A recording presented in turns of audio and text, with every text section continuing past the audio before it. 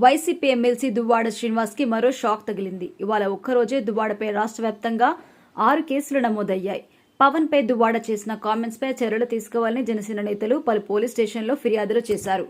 ఉమ్మడి కృష్ణా జిల్లాలోని మచిలీపట్నం, అవనిగడ్డ, పామర్రు, గుడివాడ, పెడన, తిరువూరు స్టేషన్స్ లో దువ్వాడపై ఫిర్యాదులొచ్చాయి. ఇప్పటికే చంద్రబాబు, పవన్, లోకేష్ పై అనుచిత వ్యాఖ్యలు చేసిన కేసులో పోసానిని అరెస్ట్ చేశారు. పోసానిపై రాష్ట్ర వ్యాప్తంగా 17 కేసులు నమోదయ్యాయి. ఇక పోసాని తరహాలోనే దువ్వాడ పైన కేసులు నమోదు చేస్తున్నారు. దువ్వాడ శ్రీనివాస్ గతంలో చేసిన కామెంట్స్ పై తాజాగా కేసు నమోదైంది.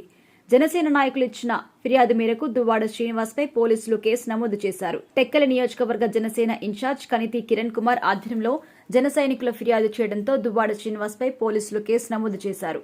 జనసేన అధ్యక్షుడు పవన్ కళ్యాణ్ ను ఎమ్మెల్సీ దువ్వాడ దూషించి అనుచిత వ్యాఖ్యలు చేశారని ఫిర్యాదు చేశారు. గతంలో టెక్కలిలోని జనసేన పార్టీ కార్యాలయంపై దాడి చేయించినా అప్పట్లో పోలీసులు చర్యలు తీసుకోలేదు అని ఈ సందర్భంగా జన సైనికులు ఆరోపించారు. విచారణ జరిపి ఎమ్మెల్సీ దువ్వాడ శ్రీనివాస్ పై చట్టపరమైన చర్యలు తీసుకోవాలని కోరారు.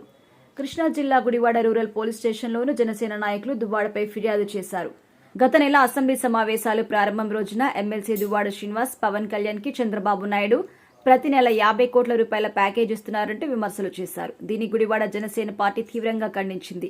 రాష్ట్ర కమిటీ పిలుపు మేరకు దువ్వాడ శ్రీనివాస్ పై విడుదల రూరల్ పోలీస్ స్టేషన్లో ఫిర్యాదు చేసి దువ్వాడ శ్రీనివాస్ పై తగిన చర్యలు తీసుకోవాలని కోరారు. ఇప్పటికే వ్యక్తిగతంగా దువ్వాడ శ్రీనివాస్ తీవ్ర విమర్శలు ఎదుర్కొంటున్నారు. దువ్వాడ శ్రీనివాస్ భార్య దువ్వాడ వాణిని కాదని దివ్వేల మాధురితో సహజీవనం చేస్తున్నారు. ఈ విషయం బయటకు రావడంతో దువ్వాడ శ్రీనివాస్ భార్య, కూతుర్లు బహిరంగంగా విమర్శలు చేశారు. ఇదే క్రమంలో వారు టెక్కలిలోని ఇంటిని ఖాళీ చేయాలంటూ వాణి తన కూతుళ్లు, తండ్రితో కలిసి అక్కడే బైఠాయించారు. దీంతో అది పెద్ద వివాదంగా మారింది. ప్రస్తుతం దువ్వాడ శ్రీనివాస్ సహజీవన వ్యవహారం కోర్టులో నడుస్తోంది. తన వల్ల పార్టీకి ఇబ్బంది వస్తుందని, తనను వైసీపీ నుంచి సస్పెండ్ చేయాలని అధినేత జగన్ ను కోరాను అని దువ్వాడ శ్రీనివాస్ చెప్పుకొచ్చారు. అయితే త్వరలోనే అన్ని సర్దుకుంటాయని చెప్పారని దువ్వాడ శ్రీనివాస్ ఒక ఇంటర్వ్యూలో చెప్పుకొచ్చారు.